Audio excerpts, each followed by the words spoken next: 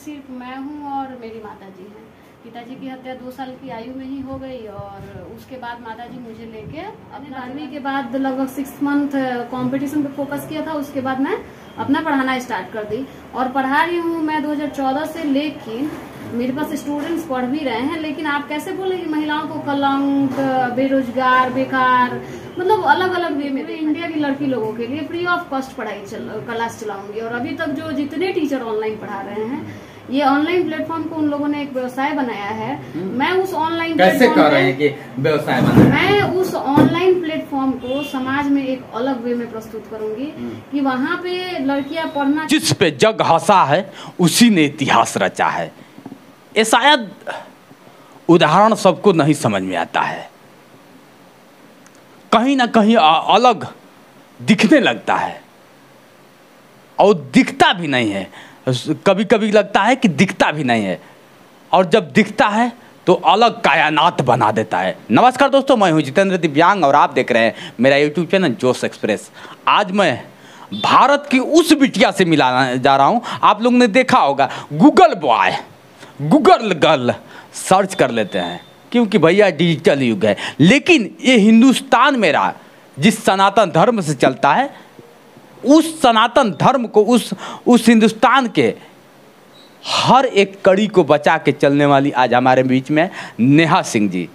आज उनसे ही चर्चा करते हैं और उनके विषय में जानने का प्रयास करते हैं कि उनकी स्ट्रगल लाइफ क्या रही और आज वो मैं क्यों इनका वीडियो बना रहा हूँ ये भी आप जानेंगे। स्वागत है आपका मेरे YouTube चैनल जोश एक्सप्रेस में नेहा जी। मैं भी जोश एक्सप्रेस के श्रोतागण को अपनी तरफ से अपना प्रणाम समर्पित करती हूँ और मैं ये धन्यवाद करती हूँ आपका कि आप मेरे माध्यम से मेरे को सनातन संस्कृति से जोड़ के लोगों को दिखा रहे हैं। मेरा सौभाग्य है कि आपकी नज़र में मेरा इतना ऊँचा होता है। हिंदुस्तान हमारा आज भी चलता है और हिंदुस्तान में अक्सर नारियों का सम्मान किया जाता है जी। नारी मतलब लक्ष्मी को लोग एक रूप देते हैं और लक्ष्मी मानते हैं, समझ रहे हैं। तो आज आप जिसके भी घर से आई हैं, जैसे भी आई हैं, एक लक्ष्मी के रूप में आई हैं और आज जितेंद्र के चैनल पे एक लक्ष्मी का विराजमान नहीं है, बन के विराजमान है। सौभाग्य है आज मेरा चैनल। तो हम लोग स्टार्ट करते हैं आपके जिंदगी से। आप रहने वाली कहाँ की हैं और आपके फैमिली बैकग्राउंड क्या है? मेरा गांव सिवान के दौरंदा ब्लॉक के अंदर में एक छोटा सा गांव है मूड़ा, वही मेरा जन्म स्थान है। और मेरी फैमिली में सिर्फ मैं हूं और मेरी माताजी हैं। पिताजी की हत्या 2 साल की आयु में ही हो गई और उसके बाद माताजी मुझे लेके अपना जीवन बिताएं। उसके बाद हम मेरे मामा का गाँव हुआ, वहाँ पे मेरे मामा लोग मुझे लेके आ गए और वहीं से मेरी शिक्षा दीक्षा हुई। और वहाँ से आने के बाद जीवन बहुत कष्टपूर्ण रहा, लेकिन होता है ना कि जिस प्रकार आज योग्यता के कारण आपसे मेरी मुलाकात हो गई, उसी प्रकार पढ़ाई के बदौलत मुझे ऐसे ऐसे शिक्षक मिले, ऐसा व्यक्तित्व से मेरा परिचय हुआ, ऐसे लोग मिले जिन्होंने मुझे पुष्टअप किया कि नहीं नेहा तुम बहुत अच्छा कर सकती हो, तुम डरो मत, ये ना सोचो कि तुम्हारे पिताजी नहीं है तो तुम कुछ नहीं कर सकती हो। और ऐसे ही मेरे जीवन में एक ऐसे व्यक्ति का योगदान हुआ है जिसको मैं अपना आजीवन गुरु मानती हूँ। आज उसी का दिन है कि मैं नेहा, एक साधारण नेहा से नेहा सिंह के रूप में स्थापित हुई छपरा में। और सिवान की रहने वाली लड़की जिसका जन्म हुआ 2 वर्ष की आयु में, जिसके पिताजी को छीन लिया गया, वो लड़की आज छपरा में अपना एक एस्टेब्लिशमेंट बना के रखी है कि उसमें किसी का योगदान नहीं है, वो अपने बल पे है। ये जगह जहाँ पे आप बैठे हैं वो मेरा अपना है। जिस तरह से आप देख रहे हैं, लोग कहते हैं कि लड़का होता तो बदला जरूर लेता।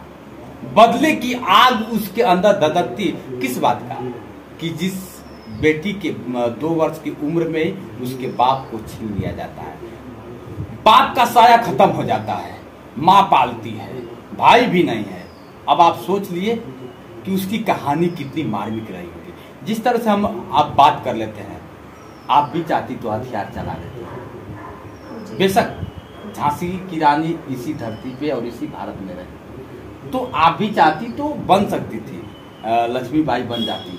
तो तरह तरह का मतलब अगर उदाहरण दिया जाए तो कम पड़ जाएगा। लेकिन आप बदले की भाव न रख के बदल दिया, बदले की भाव रख के बदल दिया और इस तरह से बदल दिया कि आज लोग सलाम करते हैं आपको। जिस तरह से देखा जाए, आपने तैयारी की, आप जिस आज उम्र आपकी 24 या 25 वर्ष है, 25 वर्ष की उम्र में न जाने कितने 25 लोगों को आपने एक अलग राह दिया, जिस राह पे चलना बड़ा लोगों को बहुत स्ट्रगल करने के बाद मिलता है। तो ये सब कैसे हुआ? ये सब मतलब बहुत लोग मुझे ये बोलते थे, मतलब मुझे भी बचपन में लोग देखा था तो कहता था कि ये उन्हीं की लड़की है जिसके पापा की इतनी छोटे उम्र में हत्या कर दी गई। फिर मेरी मम्मी को कहता था लोग कि बहुत चैलेंजिंग वुमेन है। अच्छा, तो मैं जिस तरह से देखा जाए क्या क्यों कर रही? अब इस कारणों को तो मैं जानती नहीं हूँ कि कारण क्या रहा होगा, लेकिन हाँ वही था माँ कि से जानने का प्रयास हाँ माँ से मैंने जानने का प्रयास किया तो मुझे महसूस हुआ कि माँ कहती हैं कि कुछ लोगों को तुम्हारे पिताजी का विचार पसंद नहीं था, कुछ लोगों को ये एहसास था कि ये रहेगा तो हमारी सुख चैन छीन जाएंगी, और कुछ लोगों को ये अनुभव रहा होगा कि इसके रहने से हमको कुछ हासिल नहीं होगा, होता है। तो इस कारण उनकी हत्या हुई होगी। और ये भी हो सकता है कि वो भी कारण रह चुके होंगे इसका, कुछ भी हो सकता है। चलिए हम लोग पीछे नहीं जाएंगे, आगे के तरफ रुख करते हैं। किसी के साथ दुर्घटना घटना किसी के साथ हो सकती है, तो उस घटना को, और मैं कहूँगा भगवान ने आपको सहन शक्ति दिया है। उस घटना तो झकझोर देने वाली थी कि एक बेटी के बाप का जब साया उठ जाता है तो पंगा होता है, लेकिन आपको सहन शक्ति और दें, मैं यही कामना करूँगा कि और लोगों को आप इस तरह से रोके। अगर शायद पिताजी आपके होते तो आप नहीं कर पाती, नहीं तो देख लीजिए कि जिसके माँ बाप भाई बहन सब लोग हैं, आज उनकी स्थिति परिस्थिति क्या है, इस बात से आप भी अवगत हैं। चलिए हम लोग सवाल कर लेते हैं। आज आप जिस तरह से बच्चों की तैयारी करा रहे हैं, इस बिहार में पहली आप टीचर हैं, मैं देखता हूँ। अब मेरी नज़र से, मैं और की नज़र से नहीं देखता हूँ। मैं हालांकि बिहार में कोई ऐसा टीचर नहीं है जिसका मैं इंटरव्यू नहीं किया हूँ, और लोगों ने सम्मान भी दिया है, और आज आपने भी बुलाया और सम्मान दिया, इसके लिए मैं फिर से आपका आभार प्रकट करता हूँ। दूसरी चीज पर बता दूं कि जहां लोग कहते हैं कि लड़की एक अपमान है, कलंक है, वहां आपने समाज पे यूं तमाचा मारा है, समाज कई बार सोचने पे मजबूर हो जाएगा। तो आप कभी नहीं लगा कि आप जाती थी, जमा हो गई, पढ़ने जाती थी तो कहीं लोग गलत देखते थे, गलत बोलते थे, ऐसा कभी सामना करने को मिला कि नहीं? नहीं, मेरे साथ ऐसा कभी नहीं हुआ कि कोई मुझे बुरी नजर से देख रहा है या कोई मुझे टॉर्चर कर रहा है या मुझे कोई मतलब ऐसे नजर से देख रहा है जो मुझे बैड फील दे, तो ऐसा मेरे साथ कभी नहीं हुआ। इसलिए मुझे जहाँ तक लगता है कि मेरे साथ ऐसा इसलिए नहीं हुआ कि मैं सामने वाले के बारे में ऐसा सोचती नहीं थी। मुझे ये नहीं विश्वास, मैं ये नहीं किसी के बारे में सोचती हूँ कि वो व्यक्ति मुझे गलत तरीके से सोच रहा है। मैं बस ये सोचती हूँ कि मुझे समाज में एक अलग रूप से स्वयं को प्रेजेंट करना है। अगर मैं खुद स्ट्रांग रहूंगी, खुद अच्छी रहूंगी और मैं खुद को चरित्रवान बना के समाज में रखूंगी तो शायद मुझे समाज का कोई भी पहलू चरित्रहीन नहीं कर सकता है। जहाँ इस डिजिटल युग में देखा जाए